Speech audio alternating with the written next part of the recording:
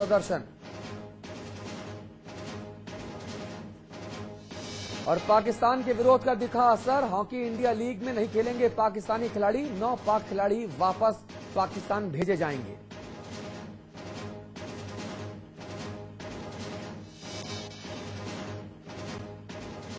बहुत दिखाई दोस्ती, बहुत दिखाया प्यार, दिल पर चला है खंजर, उठा लो अब हथियार, यलगार हो। नमस्कार, आपके साथ मैं अतुल अग्रवाल हूं। क्या छोटे से जख्म से रिस रिस कर नासूर बन चुके नापाक समस्या को हल करने की अब निर्णायक घड़ी आ गई है? क्या फैसला करने का वक्त है? क्या वक्त आ गया है कि पाकिस्तान के खिलाफ निर्णायक जंग का शंखनाद कर दिया जाए? और यह भी कि क्या पाकिस्तान की नफरत भरी और कायरानाकारी करतूतों से निपटने के लिए जंग ही एकमात्र रास्ता बचा है? ये वो सवाल हैं जो मुल्क में जेरे बहस हैं। चर्चा इसलिए है कि सदियों से हम दोस्ती का हाथ आगे बढ़ाते रहे, लेकिन फितरत से ही नापाक पाकिस्तान हर बार हमारी पीठ में छुरा भोंकता नजर आया है। आए दिन हमारे वीर सपूतों के लहू से हिंदुस्तानी सीमा लाल होती है। ना तो यह सिलसिला थमा और ना ही उसकी नापाक हरकतें थमी, तो क्या इस बार भी अपने शहीदों की शहादत को हम यूं ही बिसार देंगे? क्या इस बार भी हम शहीदों का जो अमर बलिदान है उसे भूल जाएंगे पिछले 65 वर्षों की तरह? बहुत दिखाई दोस्ती, बहुत दिखाया प्यार, दिल पर चला है खंजर, उठा लो अब हथियार, यलगार हो।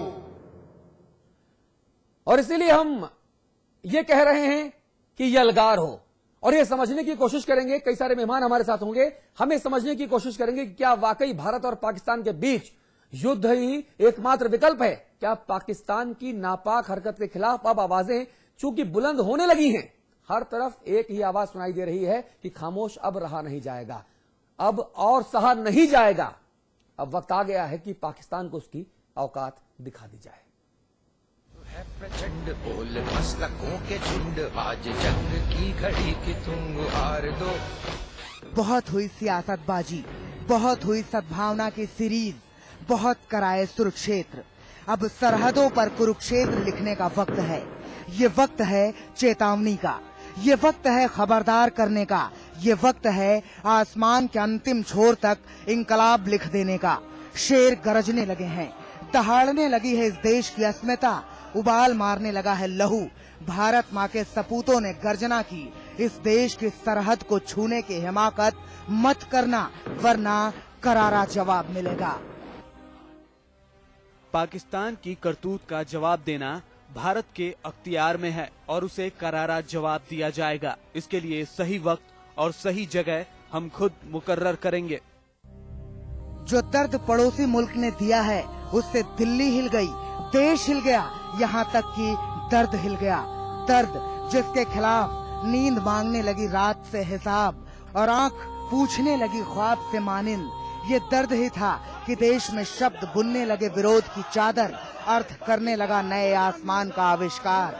बंगलुरु से बनारस तक, मुंबई से मिर्जापुर तक और दिल्ली से दरभंगा तक लोगों ने शहीद की शहादत में आंखें नम कर ली। दर्द की स्याही में डूबी विरोध की सारी आयतें इंकलाब बनने लगी। पाक के खिलाफ विरोध की तख्तियों पर कहीं तेवर के तरन्नुम लिखे गए तो कहीं तिलमिलाहटों के तार। ये विरोध लाजमी है। कुछ महीनों से पाकिस्तान ने सीज फायर का लगातार उल्लंघन किया है। 8 जनवरी को उसने हमारे मेजर क्षेत्र में नियंत्रण रेखा पार कर हमारी एक सैनिक टुकड़ी पर घातक हमला किया और बड़ी निर्भत्सा और क्रूरता के साथ 2 जवानों की निर्मम हत्या की। संगठित देशों की सेनाओं के उसूलों के खिलाफ उसका उल्लंघन है। तो पाकिस्तान के नापाक इरादे, उनके जाहिल तरीके और अविश्वास को दर्शाते हैं। मैं उत्तरी कमांड की तरफ से स्वर्गीय लांस नायक हेमराज सिंह और स्वर्गीय लांस नायक सुधाकर सिंह की दिवंगत आत्मा को शांति के लिए प्रार्थना करता हूं और उनके परिवारजनों के प्रति सहानुभूति व्यक्त करता हूं। एलओसी पर उपजे तनाव के बाद भारत की पहल पर दोनों सेनाओं के ब्रिगेडियर स्तर के अधिकारी सोमवार को पहली बार पुंछ के चक्का दबाग सेक्टर में आमने सामने मिले। ये मीटिंग भारत की ओर से अंतिम प्रयास था अपने पड़ोसी मुल्क को शांति का संदेश देने का, लेकिन जिसकी नीयत में खोट और फितरत में बेईमानी हो, उससे अमन की उम्मीद अपने पैर पर कुल्हाड़ी मारने से ज्यादा और कुछ नहीं। बैठक बेनतीजा रही।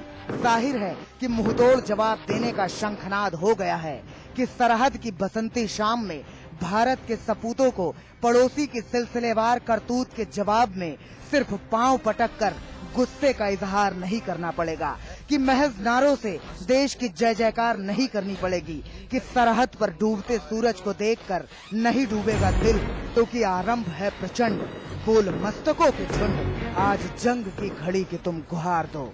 अजीत त्रिपाठी, समाचार प्लस।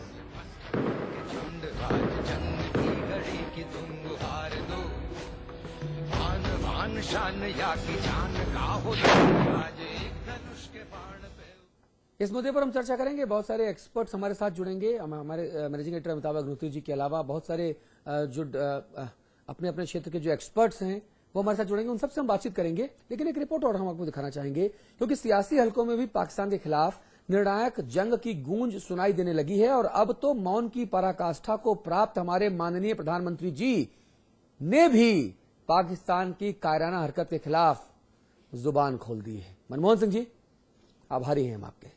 10 दिन बाद कम से कम आप बोले तो सही। हम दोस्ती की इबारतें लिखते गए, तुम अदावत की तहजीब निभाते गए। न हम माने न तुम माने, दोनों ही ये सिलसिला चलाते गए।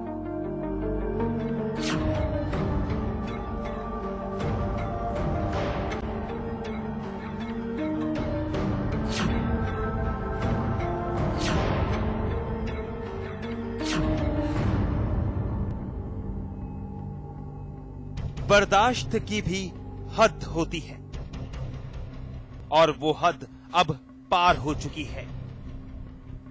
कश्मीर में चली नापाक गोली की अनुगूंज से देश का दिल दहल उठा है। कलेजा छलनी है और मांग इतनी कि बहुत हो चुकी लुका छिपी अब आमने सामने भी हो जाए। और ये सदा यूपी के एक छोटे से गांव से परवाज बनकर दिल्ली दरबार तक पहुंचने लगी है। हल है सिर्फ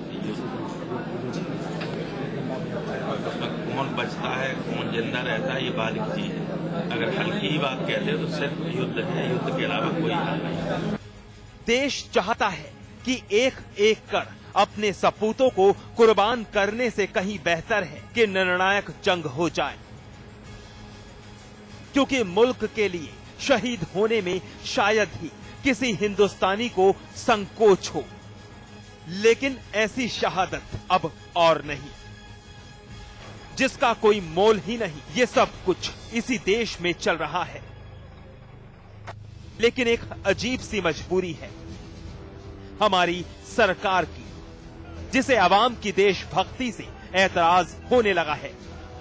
उसे लगने लगा है कि लोग कुछ ज्यादा ही भावुक हो चले हैं। शायद सत्ता में पहुंचने के बाद देशभक्ति के मायने भी बदल जाया करते हैं। आक्रोश जताना अपनी जगह पर सही है, पर ऐसे मामलों में, क्योंकि मैं इस शब्द का हिंदी तर्जुमा नहीं कर पा रहा, जिंगोइज्म से दूर रहना जरूरी है। Bilateral relations could be unaffected or that there will be business as usual. लेकिन सरकार की नरमी से परे देश की मुख्य विपक्षी पार्टी किसी भी तरह की नरमी के मूड में नहीं है।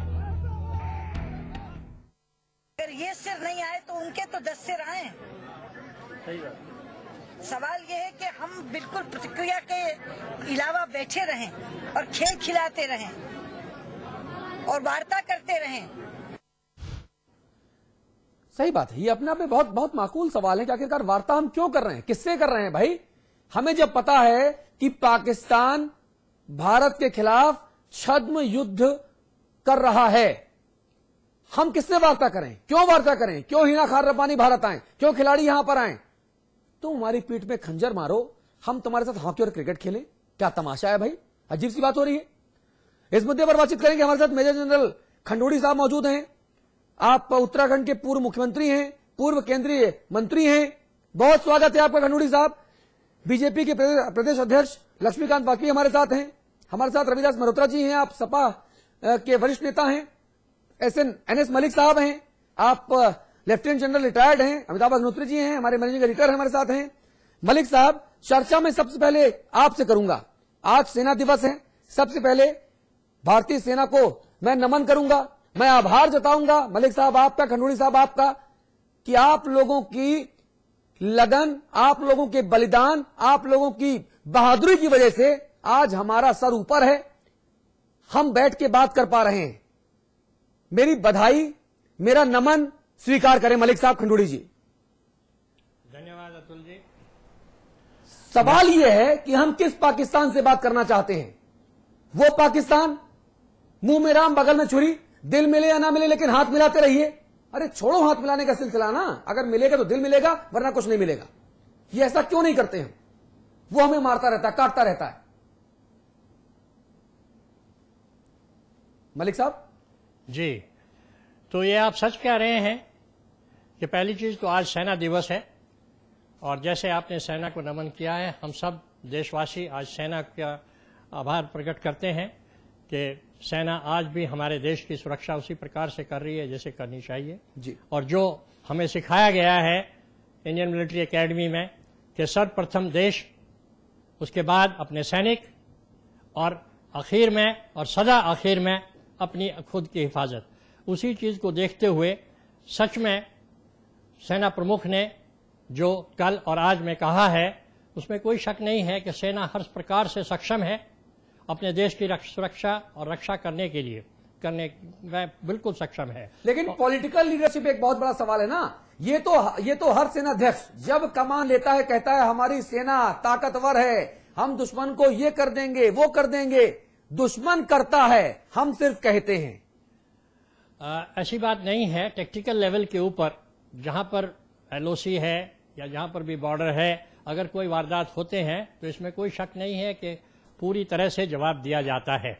ये मैं आपको बता देता हूं। हाँ, ये जरूर है कि हम उस बर्बरता से, उस गंदगी से, उस बुरे तहजीब के तरीके से दुश्मन के साथ पेश नहीं आते हैं। हाँ। आपको मालूम होगा, आपको याद होगा कि 1971 में जब 90,000 कैदी हमारे पास थे तो उनको उसी प्रकार से रखा गया था जो कि जिनेवा कन्वेंशन के मुताबिक होता है। हाँ। लेकिन पाकिस्तान इस चीज को नहीं समझता है। उनका जो है वो पूरा अभी भी वो जिहादी तरीके पे आ गए हैं हर प्रकार से। हाँ। और सबसे बड़ी बात जो आपने आज शुरू की है कि क्या युद्ध ही एक विकल्प है, तो युद्ध में तो हम हैं। देश को एक चीज मेरी कभी समझ में नहीं आई है कि देश और देश के नेता इस चीज को क्यों नहीं समझते कि सेना युद्ध से लड़ रही है और 1947 से लगातार लड़ रही है और देश अपने आप को शांति में मानता है। खंडूड़ी साहब, युद्ध तो चल ही रहा है, हम क्यों नहीं डटकर युद्ध का मुकाबला करते? हम बार बार सफेद झंडा लेकर क्यों मैदान में आ जाते हैं शांति बहाली की प्रक्रिया के लिए? कितना और इंतजार करेंगे? कितना खून बहेगा हमारा? ये